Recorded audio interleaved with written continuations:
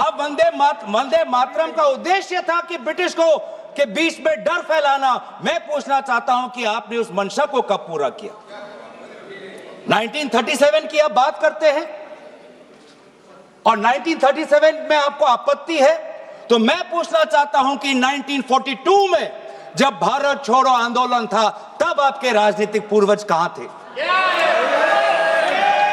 अगर आपको लगता है कि वंदे मातरम के साथ कांग्रेस पार्टी ने उसको दुर्बल करने की एक साजिश की, तो मैं पूछना चाहता हूं कि आपने जब वंदे मातरम का जो मूल उद्देश्य था कि अंग्रेजों भारत छोड़ो, तो उस भारत छोड़ो के आंदोलन में आप लोग कहां थे?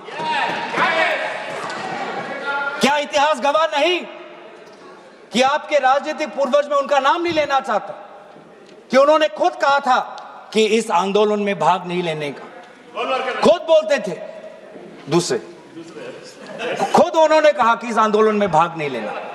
और बंगाल में आपके जो राजनीतिक आपके गुरु हैं, मैं उनका नाम भी लेना नहीं चाहूंगा, पर उन्होंने भी खुद कहा था कि भारत छोड़ो आंदोलन में भाग नहीं लेना चाहिए। तो आप वंदे मातरम की बात करते हैं, स्वतंत्रता सेनानियों की बात करते हैं, प्रोपेगेंडा करने की कोशिश करते हैं। जो कांग्रेस वर्किंग कमेटी पंडित नेहरू ने जी के सबके साथ जो विचार विमर्श किया, उसमें सब शामिल थे। उसमें शामिल थे रविंद्रनाथ टैगोर जी, जिन्होंने स्वयं कहा कि जो पहले दो स्टैंजाज हैं वो इतने मधुर हैं, उसमें इतनी ताकत है, जो पूरा सारांश है वंदे मातरम का वो पहले दो स्टैंजाज में है। और पंडित नेहरू जी ने भी उस वर्किंग कमेटी में कहा, उस रेजोल्यूशन में पंडित नेहरू जी को मैं कोट करना चाहूंगा, the words Vande Mataram became a slogan of power which inspired our people and a greeting which ever reminds us of our struggle for national freedom। ये है पंडित नेहरू जी और कांग्रेस पार्टी की मूल भाव वंदे मातरम के पक्ष में। और जिस मुस्लिम लीग ने कहा कि पूरे वंदे मातरम को बहिष्कार करो, उस मुस्लिम लीग को दोबारा करारा जवाब हमने हमारे कॉन्स्टिट्यूएंट असेंबली में दिया 1950 में 24 जनवरी को, जब संविधान की जो बैठक हुई थी उसके अंतिम दिन पे हमने कहा कि हम मुस्लिम लीग की बात नहीं सुनेंगे, हम वंदे मातरम को नेशनल सॉन्ग का हम ये तवज्जो हम देना चाहेंगे। और यही हमारे बंगाल के प्रति हमारा आभार था कि उसी कॉन्स्टिट्यूएंट असेंबली में कहा, यह सिद्धांत लिया गया कि जन गण मन हमारा नेशनल एंथम होगा और वंदे मातरम हमारा नेशनल सॉन्ग होगा।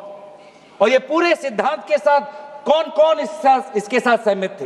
राजेंद्र प्रसाद जी सहमत थे, सी राजागोपालाचारी जी सहमत थे, जीबी पंत साहब सहमत थे, मौलाना आजाद जी सहमत थे, रविशंकर शुक्ला जी सहमत थे। तो ये है आज इतिहास। वास्तविक में अगर मैं बोलूं कि आपके पार्टी ने कभी बंगाल को समझने की कोशिश ही नहीं की। सत्ता के लालच में आपने कभी बंगाल को समझा ही नहीं।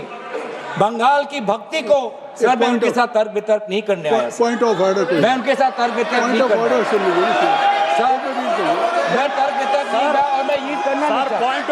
पॉइंट ऑफ ऑर्डर है, यील्ड करना भी ये स्पीकर का डायरेक्शन 114 और 115 ये इतिहास को गलत करे। जब भारत अलग हो गया सर, भारत का विभाजन हो गया, मुस्लिम लीग ने जब पाकिस्तान बना दिया 15 अगस्त 1947 को, जब भारत और पाकिस्तान का बंटवारा हो गया, तो मुस्लिम लीग किस कॉन्स्टिट्यूएंट असेंबली में था जिस 24 जनवरी 1950 की वो ये डिबेट है सर। अगर आप मुझे बोलने देंगे तो मैं इनसे कहूंगा कि जैसे हमने आदरणीय मोदी जी को सुना, आप भी सुनने का धैर्य रखें। धैर्य की कमी मत दिखाइए, संयम की कमी अब मत दिखाइए।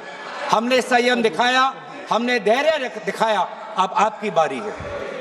आपने बंगाल को कभी समझा नहीं, आपने बंगाल की भक्ति को नहीं समझा, आपने बंकिम चंद्र चटर्जी को नहीं समझा। बंकिम चंद्र चटर्जी की जो विचार थे, ये पूरा जो विज्ञान को लेके जो उनके विचार थे, एक फ्री इंडिया को लेके जो उनकी विचार थी, आपने नहीं समझा। आपने रविंद्रनाथ टैगोर जी को नहीं समझा। आपके लिए तो सब कुछ बांग्लादेशी। रविंद्रनाथ टैगोर जी ने 1905 में अमर सोनार बांग्ला लिखा। आप इतिहास नहीं जानते, आपने रविंद्रनाथ टैगोर जी का इतिहास नहीं पढ़ा। और जब कहीं आपको अमर सोनार बांग्ला आपको सुनाई पड़ता है तो आपको सिर्फ बांग्लादेशी सुनाई पड़ता है।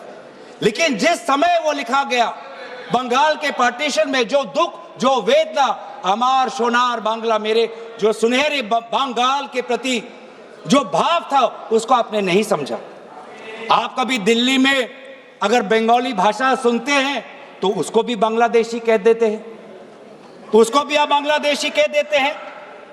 जो वास्तविक में बंगाल लोगों की जो समस्या है, असम में बंगाल लोगों की जो डी वोटर की समस्या है, आज 10 साल आपका डबल इंजन हो गया, आपने असम में डी वोटर की समस्या को समाधान नहीं किया।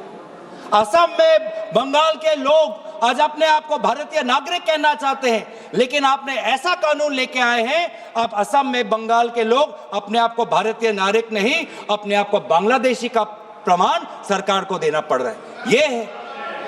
ये है आज। इसीलिए ना आप बंगाल को समझे, ना आपने राष्ट्र को समझा। ये हम कह रहे हैं ना, राष्ट्रगीत, इसमें जो राष्ट्र है, आपने कभी राष्ट्र को समझने की कोशिश नहीं, क्योंकि ये राष्ट्र जो है एक संघीय ढांचे पर निर्भर है और इसमें कई प्रकार के राष्ट्रभक्ति हैं। आज अगर भारत एक मजबूत राष्ट्र है, वो इसलिए है क्योंकि इसमें ना सिर्फ बंगाल की राष्ट्रभक्ति समाई हुई है, इसके साथ तमिल की भी राष्ट्रभक्ति समाई हुई है, इसके साथ असम की राष्ट्रभक्ति समाई हुई है, इसके साथ पंजाब की राष्ट्रभक्ति समाई हुई है, इसके साथ केरल की राष्ट्रभक्ति समाई हुई है, इसके साथ कर्नाटका तेलंगाना की राष्ट्रभक्ति समाई हुई है, इसके साथ नागालैंड उत्तर पूर्वांचल की राष्ट्रभक्ति समाई। लेकिन आपने कभी समझा ही नहीं। हमारे सारे प्रदेशों की राष्ट्रीय भक्ति समाई हुई है, तब जाके भारत को हम एक मजबूत राष्ट्र बना सकते हैं। आपने कभी हमारे राष्ट्र में धर्म अनेक, वो आप ले लीजिएगा अखिलेश जी, आप ले लीजिए। हमारे राष्ट्र में धर्म अनेक, हमारे राष्ट्र में भाषा अनेक, हमारे राष्ट्र में प्रांत अनेक, लेकिन हमारे राष्ट्र में राष्ट्र ग्रंथ सिर्फ एक, वो है हमारे भारतीय संविधान। वो है हमारे भारतीय संविधान। पैगंबर अनेक, धार्मिक ग्रंथ अनेक, मंदिर अनेक, लेकिन राष्ट्र निर्माण के संदर्भ में सिर्फ एक ही ग्रंथ, वो है संविधान। और इस संविधान की सुरक्षा हम आज भी कर रहे हैं। आज राष्ट्र की बात आप करते हैं, मैं पूछना चाहता हूं कि आपने जो हमारा नेशनल एंथम है, आप चाहते थे कि वंदे मातरम हमारा नेशनल एंथम बने, लेकिन जब पूरे देश ने जन गण मन को नेशनल एंथम, रविंद्रनाथ टैगोर जी के द्वारा रचित जन गण मन को नेशनल एंथम का तवज्जो दिया, तो आपके राजनीतिक पूर्वजों ने लगभग 52 साल आपने ना राष्ट्रीय तिरंगा अपने शाखाओं में लगाया, ना राष्ट्रीय नेशनल एंथम अपने शाखाओं में कहा। आप राष्ट्र की बात करते हो, ना नेशनल एंथम को आपने तवज्जो दी, न भारत के तिरंगा को आपने तवज्जो दिया। आप क्या राष्ट्र की बात करते हो? लेकिन